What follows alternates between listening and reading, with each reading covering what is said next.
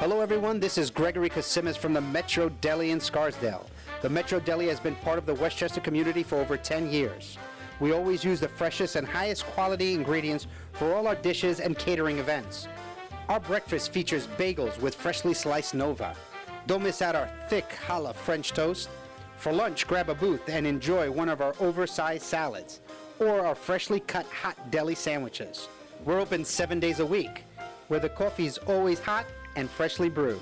You're listening to WICR, Iona College Radio. In the last 2 hours, I've lost my job, my apartment, my car, and my girlfriend. RotoExperts.com is your home for the latest fantasy news and updates.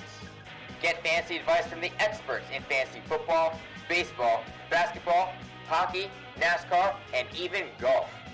If you have a fantasy question, email the king himself, Scott Engel. Just go to RotoExperts.com and click on Scott Engel's email advice tab. RotoExperts.com, the best fantasy news in the business. This is WICR. Now back to AB Sports Conversation with Anthony Carlo and Benzino the Hero.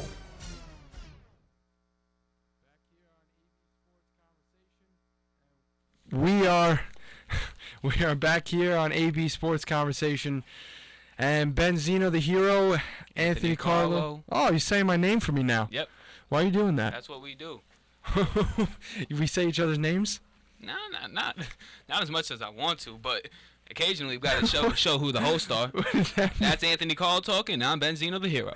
Not as much as we want to? Yes. Oh well. You want to say my name more? Nah. I don't know where you're going with that one. Okay. A, B. Let's revert to letters now. What? Let's revert to letters. Revert to letters? Yeah, just like our A and B? A and B. I don't know. I don't know if I love being called A. No. Just Ant. Well, I'll call you Ant, personally. Well, yeah, but does anybody call me A now that I think of it? Just No. A? I don't know. Somebody called me A in my life. I can't remember who. But if you're far away, you'll hear A, like it'll drag out, sound like you're saying 7 A's. Okay, that is true. Mm-hmm. All right, you know what? I think my name is Anthony, and I'll go by Anthony. Anthony Carlo, that is. Anthony Carlo, that is. Just like Carmelo Anthony, I'm Anthony Carlo. And I'm Benzino the Hero. All right, you know what is making some sort of headlines at this point, and that is the New York Knicks and what they are trying to do to salvage this season. They're trying to acquire Atlanta Hawks point guard Jeff Teague. Is it even a possibility to salvage this season? Yes, because the East is terrible, so they're gonna make the playoffs if they get their act together. Okay, say they make the playoffs. Mm-hmm. Say that is the what? How do they say it? A thumb in the eye? I think I've heard that. I've heard that. I've heard that expression used before. Thank you. A thumb in the eye. So and let's see how that would relate here. A thumb in the eye. The Knicks make the playoffs. I think I've heard it said once, and it was. You're gonna get mad at me. It was in Rocky. It was in. Not surprised. It was in Rocky Balboa, I believe it was.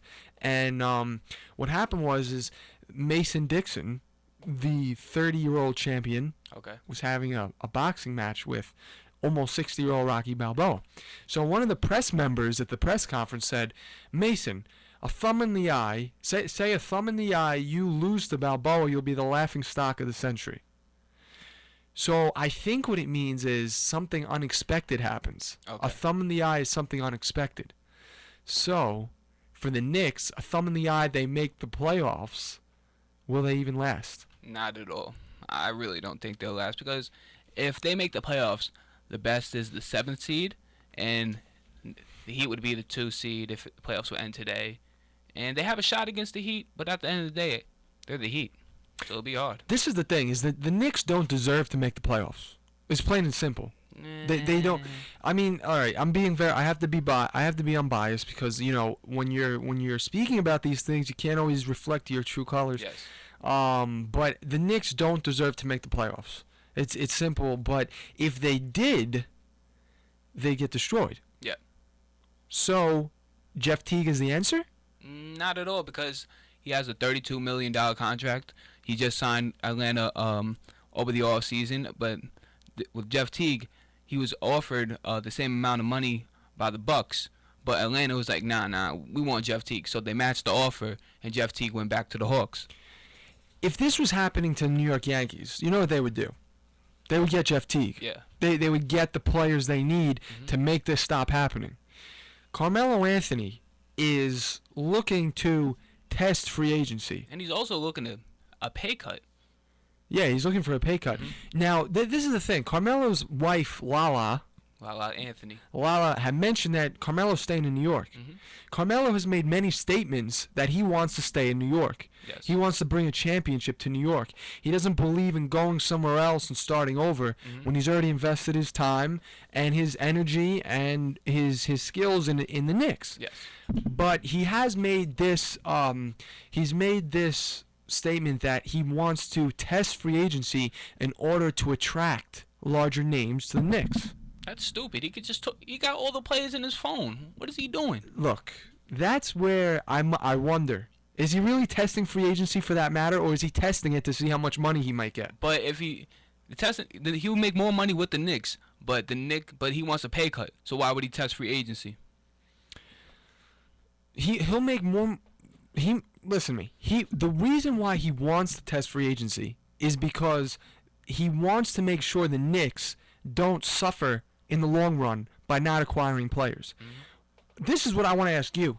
Why would testing free agency draw players to New York? It would draw players to New York because people think that if he's testing free agency and he's looking for another team, the Knicks would have more money to spend on other players. Even though if Carmelo re-signs with the Knicks, 2015 is the year of the big free agency. Kyrie Irving might come to New York. Kevin Love. Those names might come to the table with the Knicks, but not 2014. Right. So that's why I'm saying, can we really say Carmelo Anthony is a Knick and will be a Knick, and the fact that he's saying he's testing free agency only means he wants to draw names to New York and he's not really looking to see who will give him the most money? Carmelo Anthony. All I have to say is Carmelo Anthony will be a Knick. He'll be a Knick. He will be a Knick. Lifelong Knick now. All right. That's. I mean, I wouldn't say that. I would not disagree with you. What I would say is that Carmelo Anthony said he's going to test free agency. Why do you believe that? Why does he want to test free agency? I don't believe he'll just test. He might take some of the test, answer some of the questions, then go to the bathroom and realize, yo, I'm a Knick. You know what I mean? He might fill in some of the bubbles, go to some of the teams.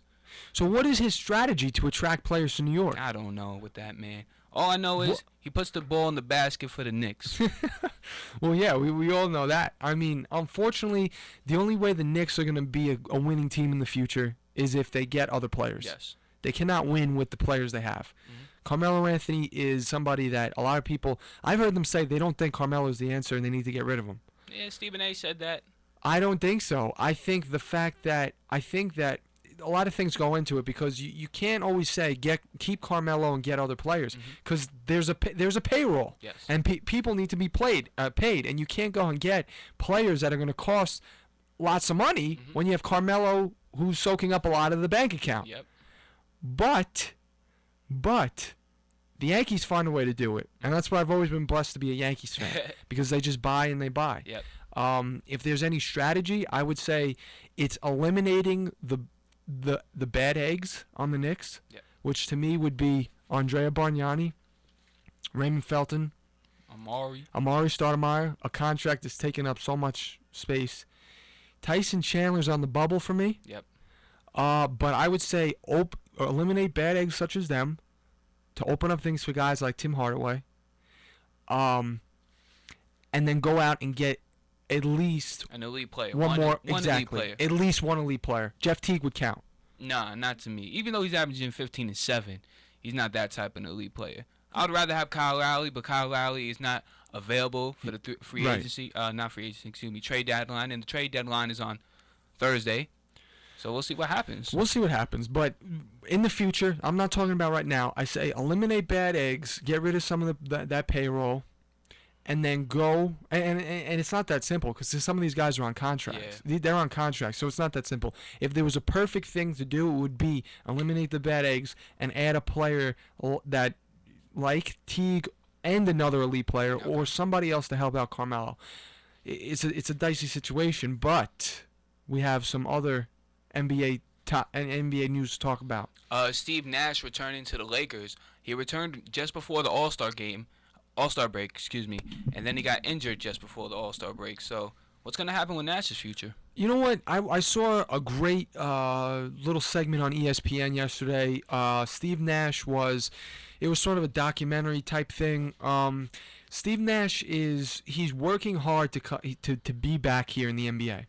But as he's 40 years old, Yes. okay, Derek Jeter's turning 40 and he's hanging it up. Mm-hmm. Steve Nash is not. He's trying to come back.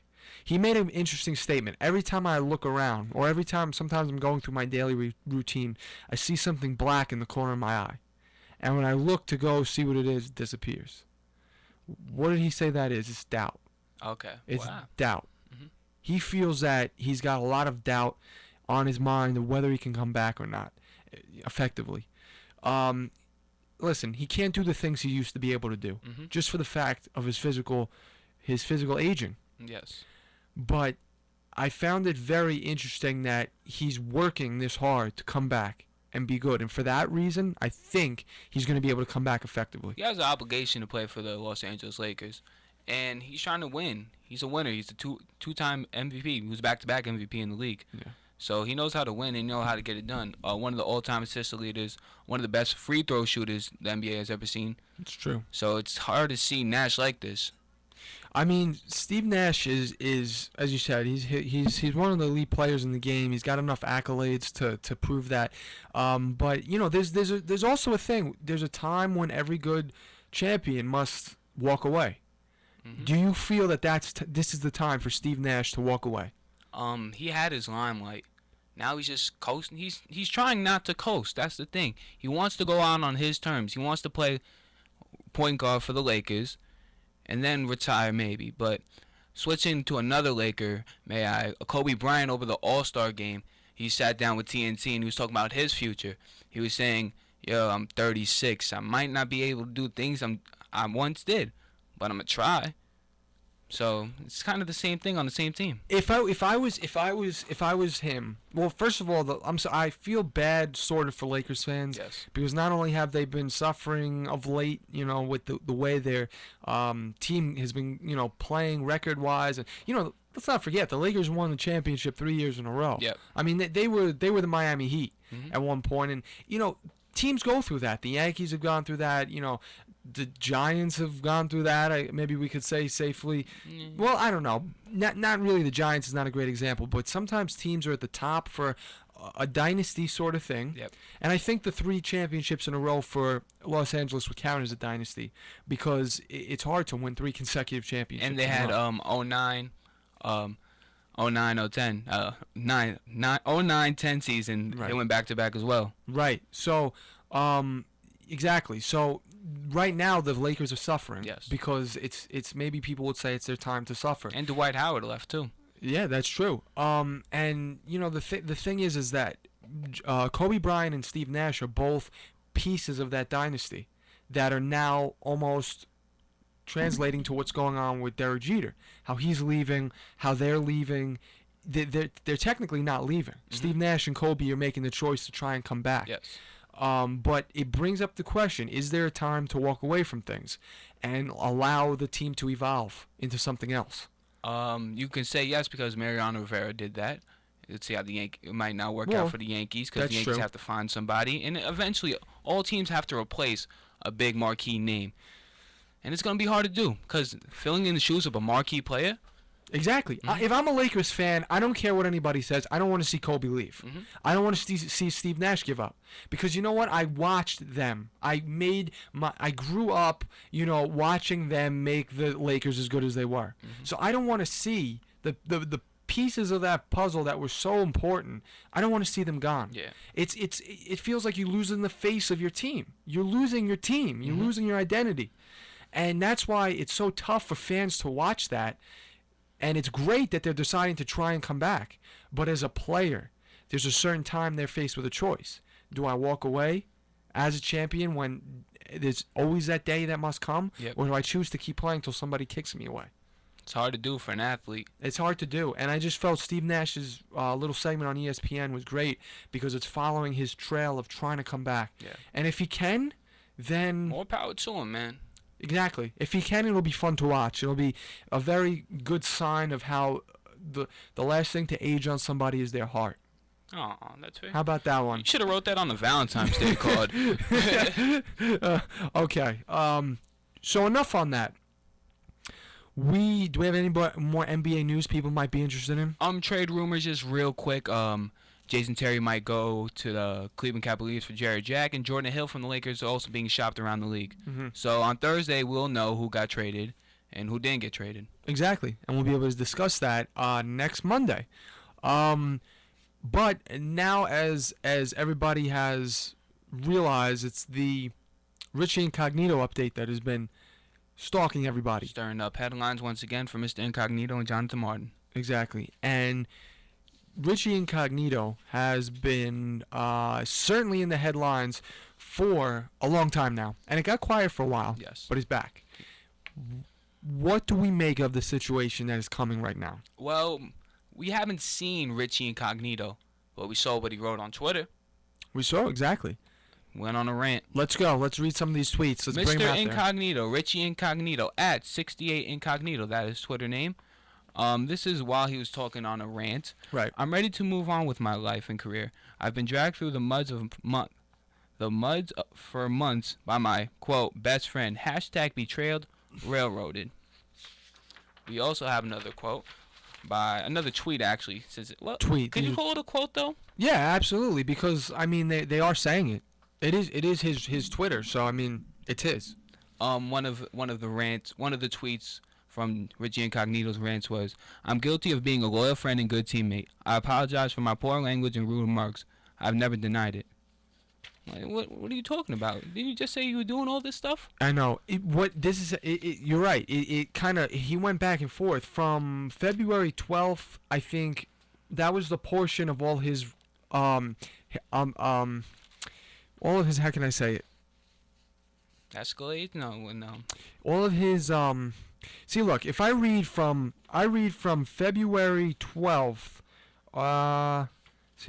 if I read from February 12th, you say, now, Jonathan, he tweets this, fact. Jonathan Martin told me he thought about taking his own life in May 2013 because he wasn't playing well. He told me he felt worthless. You don't say that. You don't publicize that to Right. the community. You don't say that. So exactly. So that's an example of Incognito attacking Jonathan Martin again. Yes. We have another one on 12th. Exactly what you repeated. This was on the 12th. I'm guilty of being a loyal friend and good teammate. Oh, wait a second. What is this? I'm guilty of being a loyal friend and a good teammate. I'm guilty of being a loyal friend and a good teammate. I apologize for my poor language and rude remarks. I've never denied it. He's being sarcastic. Yes. I'm guilty of being he knows what he did, man. I'm guilty of being a loyal friend and a good teammate. So he's calling himself a loyal friend and a good teammate, and then he's apologizing for his rude remarks. That's on the 12th. Dear John Martin, did you read this one? The truth is going to bury you and your entire camp. You could have told the truth from the entire time. That's the 12th. Wow. What's wrong with... I don't understand with this guy, man. I really don't. Okay. And now you read the mud one, dragged through the mud. Now, did you read the one? Okay, now we move on to the 18th, the 17th and 18th of February. Okay. Do you have those? Yes, I do. Go ahead. Read them for us. Before I read them off, we have to say, in light of the situation is in the news because the Ted Wells investigation with the Miami Dolphins to find out what's really going on. And during that investigation, Ted Wells said, Pouncey and John Jerry, Right. other teammates were involved in the hazing of Richie Incognito. So that's why the situation is back in the limelight. For the tweets, his first tweets were at Athletes First. It's an agency, so his agent. Right. You're fired. Have a wonderful and blessed day. Happy Sunday. He fired his agent first. Right. And he announces on Twitter. Right. Corny to me. Corny. Then he says, I apologize for acting like a big baby the last few days. This has all been so much for me and my family. I just want to play football. Right. So he's trying to bring football back into it, even though football is the start of it. And then he took it out of football context. Then he brings it back to football. Right. Let's see. He's talking about him being in good spirits and wants to play again. And here's the one directed to Jonathan Martin. I'd like to send Jonathan my apology as well. Until someone tells me different, you're still my brother. No hard feelings. With a little smiley face. Smiley face. You know, something makes me think that there's something mentally wrong with Richie Incognito. Something makes me think there might be something that is... Look, he goes with 5 straight tweets about how he couldn't stand pretty much what Jonathan Martin did and how he's being blamed for it. Yes. All on around the time of February 12th. Then recently he comes back with, I just want to play football. I'm sorry, Jonathan Martin, for. So what is your stance? He's just saying that I'm sorry for what he just says. He goes, I apologize for acting like a big baby the last few days. This has all been so much on me and my family. I just want to play football. I would like to send Jonathan my apologies as well. So why are you saying then a few days ago that you were nothing but a loyal friend and a good teammate that's been dragged through the mud? And then you say, yeah, by the way, guys, John was going to kill himself, so you're lucky I would have said something. Exactly. And then he goes and says Despicable. that despicable. And then he goes and says, I'm sorry for everything that I've done to you, Jonathan. Well, that's what I took from him saying I send my apologies to Jonathan. Yep. So, Richie Incognito, you know what? You should have shut your mouth a long time ago, and you should have said, I am sorry from day one. He denied it. He denied it. Yes. Or he didn't deny it in the sense he says he didn't say it, but he made a large argument that he was treating him as his brother. It was bullying on sibling to smaller sibling scale. He took that approach, and now he's apologizing. I can't blame him that he wants to move on to football. Yeah. And he wants to forget all this. But when the case lingering like this, it's hard not to focus on football and focus on the case. During the Ted Wells case, with Mike Pouncey and John Jerry, more information came out. As well as Jonathan Martin, an assistant athletic trainer, was being harassed and bullied for his ethnicity. And during the investigation, they found out Richie Incognito took his shirt off, pinned Jonathan Martin like in the Royal Rumble, and started punching him at Pouncey's house for a Christmas party. And then they made comments about his mother and sister in a sexual connotation. That's another thing. He apologized for all the rude comments to. You don't apologize to that. To all the women Richie Incognito offended. He apologized to them. Listen to me. Look, from day one, this was the case of a man who Richie Incognito was a man who was ignorant and sort of a clown in the way that he felt like he could do whatever he wanted to John Martin. I don't like people like that that feel like they just act stupid. Mm-hmm. And I feel that's all it was. Richie Incognito acted stupid all this time. And now, if you're going to come back out now after deleting your Twitter for a long time, then don't start playing both sides. Yeah. I'm sorry, I'm wrong. I'm not the wrong one here, John Martin. I wasn't the one who did anything wrong here, and now he's apologizing. A long time, 48 hours on the Twitter world. Yeah, it's a long time. It's all it's disgusting. Yeah. I'm really sick and tired of this conversation. I don't like what we just talked about. I'm disgusted by it. I don't feel like it was a good conversation and at all. It's still gonna linger on because Jonathan Martin also now saying he was bullied in middle school, he was bullied in high school, not so much in college, but when he got back to the NFL, the bullying started as well. Look, I'm disgusted by it. I'm disgusted. I feel like it's a stupid topic that I feel like there's so much media attention on this stupid thing that should have never happened in the first place. Yeah. I'm only disgusted about it because it's so petty and stupid, and even though it's big to John Martin because he went through all of this, and now it's big to Richie Incognito because he's gone through a lot now, it's ridiculous. It's just ridiculous. And I couldn't even get in a groove talking about this anymore because it's plain and simple ridiculous. Whoa. It's ridiculous. Yep. I'm tired of it, and I don't want to talk about it anymore. So let's go on a commercial break, and when we come back, we'll be discussing the retirement of David Stern and the announcement of Derek Jeter's retirement. So come back to AB Conversation, get what you got to get, and we'll be back with our sports. Stay tuned here at AB.